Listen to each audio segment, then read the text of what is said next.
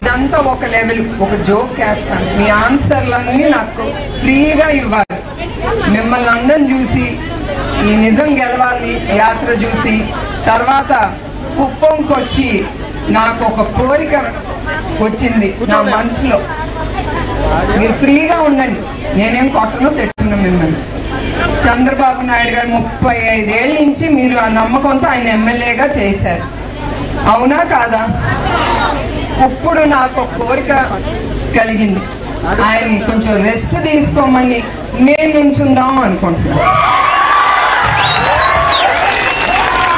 So ఎవరికి చంద్రబాబు నాయుడు గారు కావాలో చేతులెత్తండి. అదే అందరు చేతులెత్తండి. నేను నాకు ఇద్దరు కుదరదు కదమ్మా, ఎవరన్నా ఒకలే చెప్పాలి.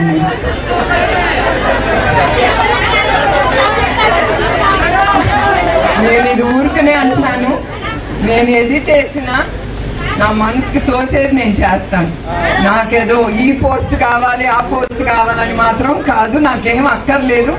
మా ఆయన నన్ను బాగా చూసుకుంటారు, నేను చాలా సంతోషంగా ఉన్నాను. నా కంపెనీలో ఇట్లా మిమ్మల్ని అందరినీ తప్పకుండా కలుసుకుని నేను సంతోషిస్తాను. ఇది ఊరికే ఒక జోక్ కింద, ఎప్పుడు సీరియస్ గా మాట్లాడితే బాగోదు కదా, అది ఒక లైటర్ మూమెంట్. ఇది నిజం అనుకోపాకండి, ఆయనే ఉంటారు మీకు ఎప్పుడు.